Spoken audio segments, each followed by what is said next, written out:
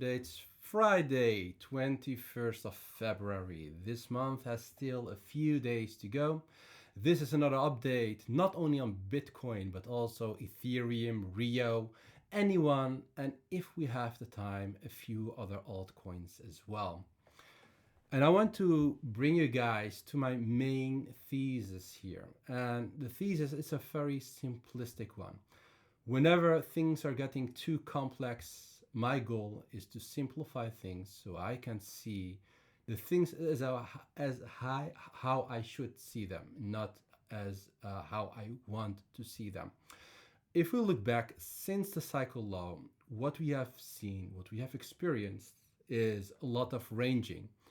We can see that range here during the cycle low, the second range, the third range, the fourth range, and now we are arrived at the fifth range.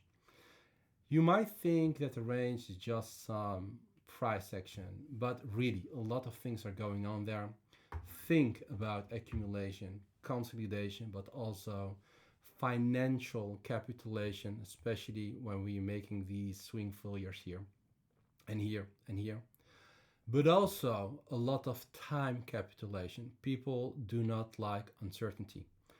And whenever you see a rectangle, because that's actually the official name, or a range, more often than not, it's actually really a continuation pattern, as we have seen it here. Here it was a obvious reversal pattern, but this price action, also especially on the weekly, it gave us a lot of signals of a reversal. I might explain that next time. But this rectangle here, continuation pattern. This rectangle here, continuation pattern. Why? Because it comes from an uptrend. You do not want to fade the primary and the secular trend. We can all know and we can all agree that the trend is an uptrend. And the vertical price action, the real breakouts, are pretty much short-lived, as you can see it here, as you can see it here, and as you can see it here. And also often after a big event, such as a Bitcoin ETF event, which could possibly not be priced in because, really, you can only buy the ETFs after the ETFs had been launched, right? And the same with a lot of other things. The anticipation towards ETF is something else that was probably priced in. The same for the halving and the Trump, but the real effect will be absorbed later, will kick in later. So what's going on here with Bitcoin? Actually, not really that much, to be honest. We have seen that explosive move to the upside, but at the moment it's just range bound. It's just in a rectangle for about 94 days. And again, people really do not like range bounds. People like certainty, up and up only, but that's not what the market is providing us. The market is telling here us a few things. I anchored the VWAP here since this swing low, as I believe that this was the original point that basically induced this entire price action to the upside. And it's still hovering here above the anchored VWAP. Let's see what the volume profile is saying, because there's something I want to share here with you guys. It's very simple. We are here now above the what? Above the point of control, and just below, unfortunately, we got rejected today from this mid-level. And I shared this mid-level. I shared this tweet where I told you guys that Bitcoin was heading towards 99.5K. We got rejected here, and I'm not surprised at all. And you shouldn't if you've been following me. So what I'm seeing here right now, it's still kind of squeezing, it's compressing. Likely and hopefully it will stay above the point of control. We might wick, but ideally we're gonna stay above the yearly open, January open. And in the next few weeks, the ideal situation would be a reclaim of this mid-level. I have my targets for Bitcoin, and I believe that for every bull case, you need to have a bear case. Let me go to this chart here. My target, if we're gonna see a breakout, would be between 120 130k. That would be my bull case. And this level is basically derived from the classical way how you derive a target of based on a rectangle and Fibonacci levels. If we're gonna see a breakdown, because a breakdown is still very possible, then I see Bitcoin heading towards this level for a few reasons. One of the reason, very simple, is just by using the volume profile and see that very obvious gap. See this gap here. Price can very quickly move through this low volume node, and this would be probably the next support level if we're gonna break down. So breakdown level 77k, breakout level 120 130k. What will happen first? I assume to the upside. As I said, a rectangular range within this environment more often than not is a continuation pattern. However, it's not always the case, and if we break down, I mean, there's not much that can hold Bitcoin, so it will be probably a very quick parabolic move to the downside. Ideally, we're going to reclaim the mid level in the next few weeks. If that happens, then the likely the bull case, in my opinion, would be back to range high. If we can reclaim that, and then 120 130k would be my next target. I rather believe that 110k 8k is more probable, obviously, than the 120 130k, because the way how I treat this is just consolidation. It will probably, it's just not a mean reversion, going up and down, rather than trying to escape from this rectangle, unless we're going to have another catalyst or a big whale is jumping into the Bitcoin wagon and wants to position himself. But for now, I believe consolidation within these ranges is the most likely scenario. This is basically the same chart, but from a different perspective. And now let's talk a little bit about Ethereum. It's very unfortunate what happened with Ethereum, and especially, I should say, with the hack on Bybit. Benzo just did a live stream. He told us funds are basically safe. They're trying to recover the funds. So I would say keep a close eye on that. But unfortunately, this really happened here at the mid-range level. My ideal scenario was Ethereum reclaiming this level, and it would find its way higher. But now, since we got rejected here, this might be a bearish retest, and we could continue that consolidation just like here, right, between 27 and 21k. What will happen? I really don't know at this point, but for now, I would treat this as although it's a unique situation, it was a hack, and there's a lot of uncertainty. I would treat this as just a consolidation with low resistance rather than a bearish retest. If we happen, to take out these lows, it might go lower. The bear case for Ethereum would be a range here. The bull case would be a reclaim of this level, and we might see Ethereum, moving between these two areas. But we also have here the Ethereum against the Bitcoin chart.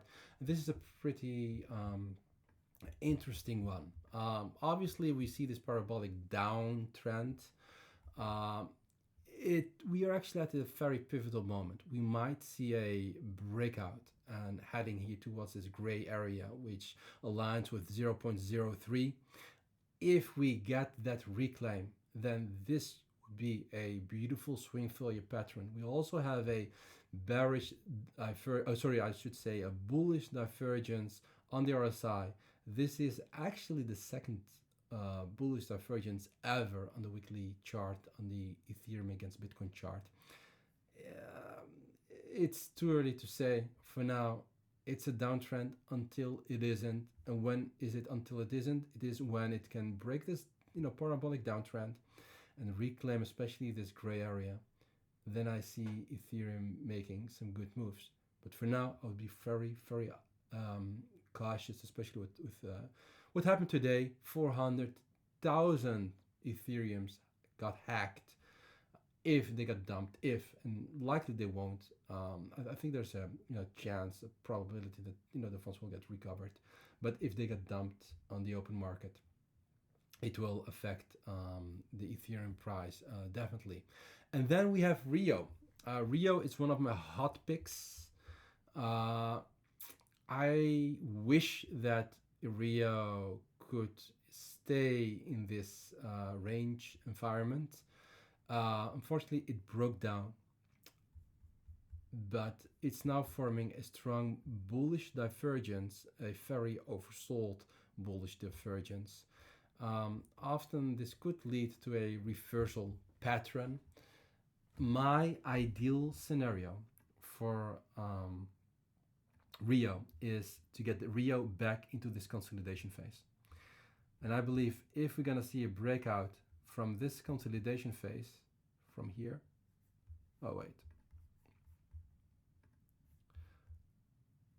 from this is basically the range, right? It's a big range. I agree. It's a 130% range. If we could see a breakout, it will likely lead to the March high here, back to the $3. If this continues, that wouldn't really look good for Rio. It could go down all the way down to 32 cents. I think I don't believe really that we're gonna see 10 cents for Rio. Of course, nothing is impossible, especially in crypto. Everything can happen, but I believe with when I see the bullish divergence, I see this chart, I see how long we have been in a altcoin bear market, and I see this this structure. I believe a reversal is just around the corner. It's actually basically in the waiting room. This is the RSI on the daily. What we can see here is a clear downtrend, right? I want to see the RSI breaking out from this downtrend, confirming basically the bullish divergence, because for now I don't really see this as a confirmed bullish divergence. It's diverging indeed, as in the RSI is not confirming price. That's basically the bullish divergence. But bullish divergence that is that has predictive power is when the RSI is making here like locally higher lows, higher highs I should say, taking these highs here, so it should really curl up, breaking from this downtrend, and that would give me more conviction that Rio wants to break out to the upside. And I want to remind you and everyone else, especially myself, is when vertical price movements happen, they happen very quickly, very strongly. For example, here is the Ethereum Bitcoin chart. See here how choppy Bitcoin was, right? And how it quickly dumped all the way from 0.45 to this level here. And I mark this level not because it's cool, but because there's a lot of historical context behind it, right? This is a multi-year support level. And see and notice how quickly price can go up in matters of 50 days, in 50 days, even not less than 50 days.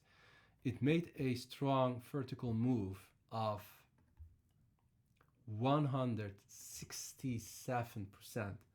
That's a crazy move, and these moves happen very quickly. You can have a really long, very boring downtrend, and then suddenly everything shoots up to the upside. And I believe if that happens here with Ethereum, it could happen, then we could easily see Ethereum, making, I wouldn't say like new highs, but highs that people think are impossible for Bitcoin, Ethereum. I believe that Ethereum can do what could surprise many of us.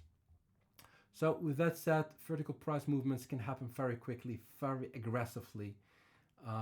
This is anyone. I still have a big bag of anyone. Just like here, like this big move of anyone happened quite suddenly, quite quickly. I believe this is very possible for anyone. It's a relative, low cap, but for now, I see these two lines here are probably the range I foresee for anyone. Ideally, we're gonna reclaim this level here, this gray level. This would give me more confidence in anyone. For now, if someone has real conviction, this is basically the time to scale in. Technically, if you're waiting for strength, wait for that reclaim of this gray area. If it can reclaim, I wouldn't be surprised if it can go all the way up to 1.5 or even $2.2 or back to its all-time high if a real alt season kicks in. Then we have peak, and this is basically the last one I'm gonna cover for today. This is the obvious strong downtrend. I mean, no doubt about it. I told you guys here that I was scaling in, just a little bit to have skin in the game. It reversed here. I was anticipating a classical throwback, but this is not a throwback. This is basically dipping below the support level. For now, it's just a waiting game. What will peak do? Will just hover here below this key level, or will it go down? I don't know, but by the look of it, I see this as a major rejection, and I wouldn't be surprised if peak re-enters here back into the 16 cent or even the 14 cent area. There's also a lot of talks about Litecoin. Honestly, this might be some strength, but yeah, it's here at range high.